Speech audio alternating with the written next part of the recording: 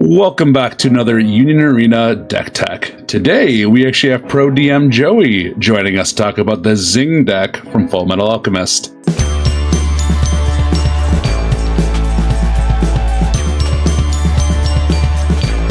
This is actually a pretty new deck. This actually debuted in JP a few months ago, and this just comes out officially tomorrow. Joey, why don't you tell us a little bit about this deck?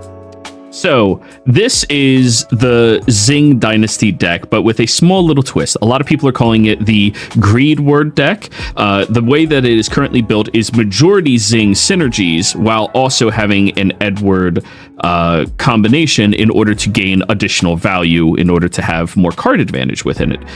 It is a go big and brick wall your opponent style deck that really punishes them if they don't know how to play around specific key cards that you have. Speaking of those key cards, how would you describe this deck? Would you say it's aggro, control, mid-range, kind of in between all of them? I actually haven't played this deck before. So this deck can be played in two different styles depending on how you're doing your searching and how you're doing your discarding. Either you are being an aggressor, getting Edward value to get card advantage on a 4K body that's practically rushing in, or as well as with your Lan Fans, which are unblockable by anything 4K or bigger, or you try to establish yourself as a bigger threat against them, playing a rated greed, which becomes a 5K, must be blocked the turn it's in play, and even if they sideline it, you get some other value by picking up one of your other greed cards after discarding a card. Awesome. Speaking of those cards, do you kind of want to go over your build here and kind of the ratios you're running? Yes. So let me scroll down a little bit right here. We have the typical 11-0-4-1 package. It's very normal, very standard. It's what I like the most. The twos that we are rocking inside of this deck are very, very important because they are the curvature to how we want to be playing any given match. Either we're going to be playing Winry, meaning we're going to accelerate ourselves and be able to outsize our opponent, or we're playing Lan Fan, which means we're going to be able to outsize them with the low cost aggressively and being able to smash them in the face with cards that are near impossible for them to block. After that, we get into the bigger meat of the deck. These are the key cards that really enable what we are trying to do. Old Man Fu is just a typical double energy producer with an active trigger, unless you have 7 energy on the back line, and then he becomes a 4K during your turn. Edward is one of the best cards in the entire deck. Even though he does not have a trigger, he's a double energy producer, and he says, when played, look at the top 2 cards of your deck. You can keep any number of them on top, or sideline them, meaning if these are cards that aren't going to be doing anything for you in the near future, you just get rid of those cards altogether. Typical events, we have Equivalent Exchange, which is our final, and Fullmetal Alchemist, which is our special. Unfortunately, the Xing special is a really bad special, so unless you're going for a true pure Xing type of build, it's not that good to play. And then we get to, the best cards in the deck, and then the small little package I have on the side. We first have the color trigger, which I think widely is accepted. Yellow has the best color trigger, right? I don't think there's any arguments from anybody, right, Giant? I would agree. It's probably the most versatile color trigger, definitely. Yeah. There's situations where other ones become better. Majority of the time, this is just passively the best one. But this Ling, when he comes into play, if you have 6 energy, you draw a card. And when he attacks, if you have 7 energy, you get to add a special line of text to one of your Zingers saying that that character cannot be blocked by characters with 4,000 or more BP, making it so your little Ling here can get in for a chip of damage, or your big Greed, they have to chump block with maybe a raid target that they're wanting to get on top of anyways. And Greed being a 5K means that you can let them keep a 4K on the front line. If they don't remove him, you're still getting a free block. It doesn't matter. He outsizes them. Very, very, very good card. Incredibly powerful, and with the little bits of reanimating type effects that you have, being able to get him back, he's fantastic card advantage to dig yourself through the deck. And then comes Edward. Holy cow, this card is busted. So, Edward says, when you raid him, he is an impact 1, right? And then you may perform this next part, but if you do, you take away the bottom card, so he becomes a vanilla 4K that's still untapped and attacking. Search the top 6 cards of your deck for a character card. Any character card. add it to your hand. Put the rest back on bottom. So that has no discard requirement, if I recall, correct? That's just a free ad? It is a discard requirement of this Edward that was underneath this Ed. Right, but nothing from your hand, though. No. This game loves to discard cards from your hand whenever you search. Yes, no, you don't lose any card advantage from hand. It's action from a previous action on the previous turn. So you are losing something, but then you're just rushing an Ed in to draw a card from the top 6 that's a character. This Ed is fantastic. You can line up certain draws in this deck where you're able to chain Eds into one another, or if you're going for the bigger greed-like play, you can just go, I'm going to raid this Ed, find this greed, now raid this greed over this greed, pushing it to the front line. You've just gained a massive advantage over your opponent, and most of the time they're going to be killing this greed, but this Ed still keeps pushing in. And we're running a 2 of Scar, because this card is bonkers levels of broken. It is so incredibly strong into our current format, but also into a lot of different formats that we may be experiencing as the game continues to evolve. So, moving along to the 5-drop, Scar. You don't necessarily have to play him. I really like him in our current meta. Scar is a 5-drop 2-action, comes in active. So even though you are paying an additional action point, you do at least get the body already in play and attacking. When played, he taps something your opponent controls. That is really synergistic and really good with your greed, and we'll get to that in just a moment. Then, if you have 7 or more energy, he becomes a 5k impactor until end of turn. Then, I know these cards keep talking. When attacking, your opponent chooses 2 cards in their sideline and puts them onto the bottom of their deck. Now, in our current format, every single deck in Tier 1 cares about cards being in their sideline. Every single one of them. And they also have some that care about them being in the removal area. This does not put it into either of those. It puts it at the bottom of their deck, which is really soul-crushing when you're able to deprive, say, a Sukuna player of those 2 high roll fingers that they got. Woo! That was so fancy, wasn't it? And now they're on the bottom of your deck. Oh, it feels good when you do that. Not for them, but it feels good. Definitely. I can see this card definitely being an interesting tech card. I know Squad Zero has gotten really popular with Squad Zero removal, Purple Bleach, any purple deck if they're hoping to get their color trigger out. Even Esper Sisters for those event cards. I mean, if they don't get rid of it pretty quick, that can be a menace, throwing all those cards back into their deck. Yep. Against all of those decks we just talked about, he's an instant kill. They have to drop a special on him, which is why I like the card so much. No matter what, if you're against those decks, they either have to be able to rush you down or they have to special him and immediately deal with it, which is a fantastic thing for our next card. The namesake of the deck, the entire reason we are playing this, Greed.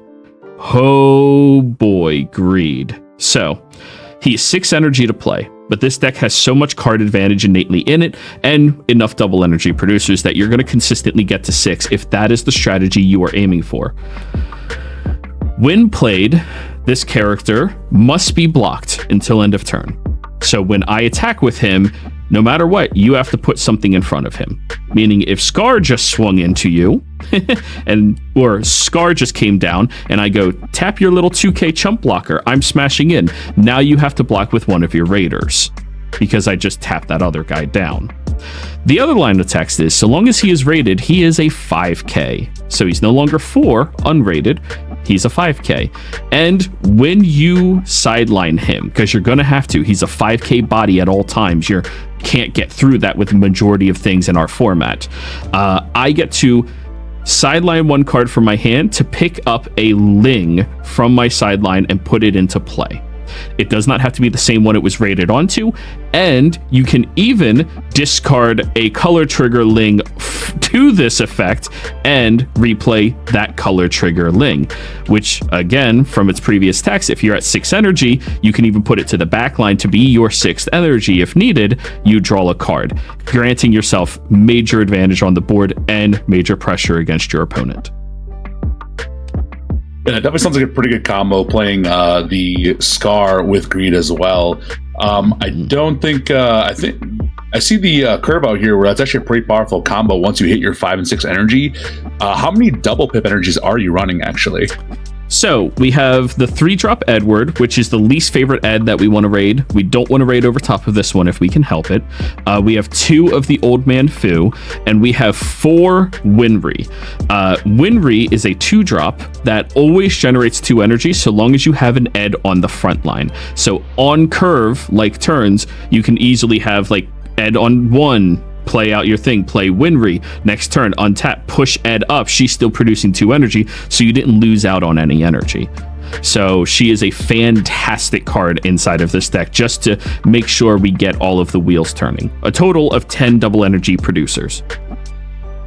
So with that energy curve, when you draw your opening hand, how would you say your first turns play? What is your ideal hand? Are you going to push early with this, or are you really going to focus on your energy line to start up and get to that 5 or 6 range as quickly as possible?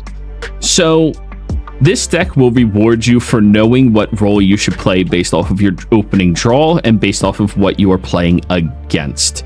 If you draw a hand and you already have a Scar in it and you already have a Greed in it, or you have a Scar and a Raid Edward in it, you want to look at this and go, okay, I need to get myself to a position where I can play both of my scary threats on the same turn for an explosive, powerful turn that gives me huge advantage. But if you're on the other end of this, where you don't necessarily see a Scar or a Greed, but you do end up having an Ed or a Ling, you don't necessarily care about setting up your energy line yet. You're going to look at this hand and go, cool, I can be aggressive, I can push up, I can get good advantage against my opponent, and start playing that more aggressive strategy. Because we have 7 different looters in the deck, you can play this deck as you need to based off of how you are trolling. If you're in a matchup where you're like, I can't take off a turn to play Greed because even though he's huge, my opponent's literally just going to remove him. I'm not going to get any value off of that, and I'm going to have to spend 2 AP to do it. Then be more aggressive in the matchup. You get to go, here's my Lan Fan, I'm going to push up, and you're going to have to start blocking her. But as soon as your opponent starts using their removal on anything other than Greed, that's when he comes down and becomes a powerhouse against them. Nice. So earlier, you kind of mentioned one of your combos, playing Scar and then Greed following it. Are there any other kind of combat tricks, or you're kind of a strat that can, if you don't have those 2 in hand, what's another combo you can do? I know Lan Fan, for example, she gains a lot of effects based on her energy. Can you kind of describe any other strategies you do with this deck? So in this deck, there is a lot of different combos like what I just expressed. One of the big ones is if you're in a position where Greed is going to be good, you don't necessarily want to raid your Edward and push up. You want to be searching for that Greed within the top 6 cards of your deck, because even though it's only a 4 of, you're probably going to be able to see it if you can control it. So not pushing up with him is one of those combos where you're like, now I can Greed, and because you wanted to, I don't know, what's a scary thing? Lancelot. You wanted to go Oonga Boonga with Lancelot. You're force blocking with your Lancelot now, which is a fantastic trade for you. Another fun combo in this deck is going really heavy on the energy production and then pushing with the Old Man Fu and Ling combo, where you turn him into a 4K and then make him pretty much unblockable for anything 4K or bigger. Your opponent's going to be forced to start chump blocking Fu and start retaliating against him, and because your deck has so many good ways to react to them doing silly things like that, you can do that. And my all-time favorite combo to pull off with this deck, which is the reason we are playing so many Ed raid targets to begin with, we're at 12 raid targets, is when you go, I raid Ed, I search Ed, I raid Ed, I search Ed, I raid Ed. Spam on all the 4K bodies. Yup. And your opponent's like, I guess I kill your 4K. Yeah, they do. And that's fine. You're A-okay with that. Your Eds did their jobs. But yeah, those are all of the really fun little combos. Another one that I sometimes like to do, Lan Fan if you have 5 energy, is a 3,500. Not just on your turn, on your opponent's turn. But on your turn, she's a 35. It's only when you're at 6 energy, she can't be blocked by 4Ks or more. If you have Winry sitting on the back line, you can switch her to resting to give Lan Fan plus 500, making her a 4K. Meaning she's a 2-drop 4K smashing onto your opponent. Oh, so Winry can actually buff anyone, correct? Not just Ed. Yeah, that is correct. Any character, buff 500. Nice. Yep, so double energy producer who's a passive buffer of 500. That's a pretty good card. You said, though, that Edward has to be on the front line, correct? So a backline one will not generate that extra energy? That is correct. If Ed is on the back line, she does not produce extra energy. But we're playing 12 and then 4 raid targets. You're going to have an Ed in play if you're playing properly. And if you're not, use your looting Alphonses to try to get you there. For sure. Now, you mentioned a lot of pretty cool strategies and tricks with this deck. Would you say this deck is beginner friendly? So, as the games evolved, we started with Hunter, we started with Bleach and JJK. Those are my favorite decks to recommend to people starting the game. They're very basic fundamentals. How would you rate this deck for a beginner or someone new to the game? Would you say it's a little bit more technical? So, I think if you are new to the game, this is a perfectly fine deck for you to start with. It's not that complicated to run on base value and has a lot of mechanics that you'll get used to playing along with as you go on. You have active main effects, you have win play effects, you have searching library effects, you have scrying effects, you have all of these good effects. But at the end of the day, you can just play this deck 1-for-1 straight through and not think that much and still get some wins out of it.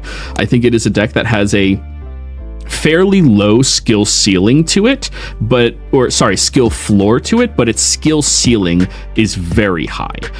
Knowing what to search for, knowing what is the strategy you need to go into, what is your opponent playing, and based off of that, what is your strategy you need to go into? When is it proper for you to rage or greed? When is it not? All of those things are where the ceiling becomes really good. But at the end of the day, if you don't want to think about any of those things, Oonga Boonga, I play 4K Smash. Have fun. Oh, for sure. Speaking of the strengths of the deck, where would you say this fits in our current meta? I think it has a little bit of an issue with consistency of its selective draws. Whatever you start with is more or less how you're playing. If you start with a draw that's like, I have 2 Lan Fans in hand, you're playing aggro. Congratulations. But if you're in a matchup where the aggro of your deck is not going to be able to compete with the aggro of their deck, and you would rather just go big into greed and stifle them, that's not necessarily going to be able to help you very much. On the other hand, though, this is a bit of a high roll potential deck, and high roll decks make up for 3 of the 4 top tier decks in our current meta. The only one I think that is not a high roll one is it's still technically high roll. That's Squad 0. But that is a deck that its consistency is what crushes everybody. Whereas all the other tier 1 decks their high roll is what crushes people. This is a deck with an absurdly good high roll. If your opponent has 2 fingers early game, you counter that by playing your Scar. Even if you have to search it out with your Ed, play your Scar. It doesn't matter. You're going to deprive them of that.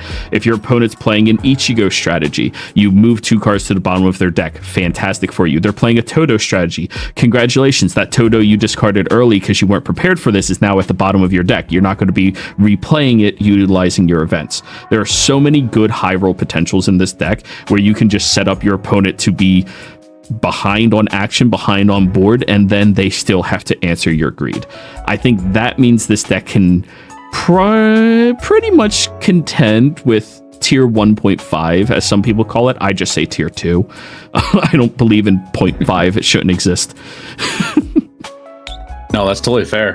You do mention some pretty strong matchups. If an opponent doesn't know you're running Scar, if they do those early discards, you see Nobara players do it. People with JJK, they'll use Nobara, they'll toss a finger early on. I mean, at the 5 cost AP2, that's not unreasonable to play Scar right off the rip at turn 3 and bury those fingers. So I can see it being very punishing for decks that use any kind of effects like that, or even recursion. Oh, yeah.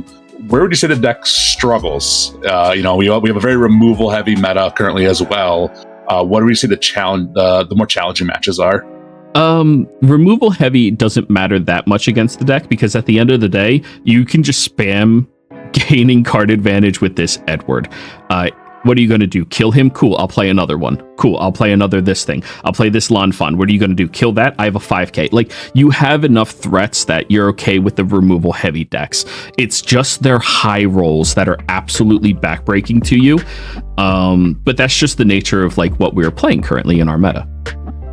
I will say it does have a struggle bus, and that is any multi-attack deck. You are restraining yourself with double APs. Lan Fan is a double AP if you wanted to come in untapped at attacking. The double AP of Scar is another thing, but mostly if you're facing down any of those really good multi-attack decks, you don't want to be double APing, you want to be discarding these cards. Get rid of them, even if you think they'll be good in the matchup, say like Shikigamis, it's not. Just get rid of them, don't put yourself behind on AP. Do you think this deck could be potentially a sleeper deck as far as, we have regionals, we have regionals come up here. I believe Gen Con's next week, and then Bandai Card Fest Dallas is in September as well. Do you think we'll see this deck, any FMA decks, or this one specifically? I think if we had another 2 to 3 weeks before regionals is what, 2 weeks away, 1 week? Literally next week. Literally next week. If we had an extra 2 or 3 weeks, I would say this deck would be in the top 32, if not top 16, if not top 10. There is so much reward for learning this deck and mastering it that I really do see its potential being unlocked by someone, and you sit across and go, gosh darn it, that is that Greedward player, isn't it? And it would be very good. But because how close we are to regionals and how difficult to pilot this deck it is, I don't trust that it will top 32 with somebody, unless there's someone like me who's been playtesting all of these decks for like months on end. But if you have been, regionals? I'm not going to regionals, and this is not the FMA deck I would bring. I would be bringing FMA. Totally fair. Well, we've got a pretty good overview of this deck, and it does look like it could be a potential powerhouse here, shaking some things up, especially with decks that depend on their sideline. If someone wants to try the Greedward deck, you've given a pretty good overview of the combos, kind of the cool tech cards it does. What's one thing that they should know? What's the one draw that you'd say if you see a player and you're like, hey, you need to check this deck out? If you are somebody who is like me and likes pretty alt arts on your cards, yellow FMA has by far the most gorgeous looking alt arts you can find. The Scar, I mean, come on, this is gorgeous. Winry, best waifu in the entire game. And Ling Yao, he's up there as a waifu. Really good. Everybody likes him. Super appealing, incredibly pretty. And if you get to win a game with a super pretty deck, it just feels all that much better. Oh, 100% there. I love blinging out my decks. I'm 100% on board with you there. Yeah. As we're closing this out too, would you say there's any cards that were, kind of on the fence to include in, or, there's just not room for it? Is there any other tech options that you've considered in this deck? So there is a way to play this where you play Mei-chan, and playing her over Winry lowers the number of triggers you have in the deck to where you are beneath 40, which becomes a little bit of a struggle. But it gives you a much higher aggressive draw potential. And her raid being able to be a triple energy producer who on play draws a card cannot be undervalued or understated. If there's more testing to be had, I think there will be a build that is much, much heavier onto the Ling side of all of this than just, what I have here. But currently, I think Winry is just too good not to be running. Okay. And how do you see this deck growing with the future meta? We have the roadmap of a lot of releases ahead. FMA was an interesting one because JP got it a couple months prior. But how do you think this deck will do as we continue to move forward? We have Kaiju coming, Attack on Titan, Yu Yu Hakusho. On your playtesting, how do you feel for the future of this deck? I feel like if you're a fan of it, it's going to keep up with it. I feel like if you are going to be playing in a format that is not super highly competitive, meaning everybody is sweating, everybody's playing the best deck, whatever it is, it's going to hold up. It's going to maintain its status in tier 2 status. But as soon as we start getting some of those other IPs like Kaiju number 8, everything we know about the meta is going to be changed, because that yellow deck, if it doesn't get a significant nerf, is going to completely wreck everything we have. So we don't know what it looks like once we get that IP. I am excited to see where things shake up. Oh, I hope they ban something. We will see. Well, huge thanks to Joey here for joining us on this breakdown of the Xing FMA deck. It looks like it's going to be a pretty interesting meta shakeup here with some new mechanics. Yeah, thanks for your time here. And is there anything else you want to add in at the end of this? Yeah, don't forget to follow me, ProDMJoey. You can find me over at YouTube, and you can find me in the description below on Twitch and inside of the Rumble Rama Discord. I'm always going to all of the events for Rumble Rama. It's a lot of fun. Awesome. Thanks, Joey. Thank you. See ya.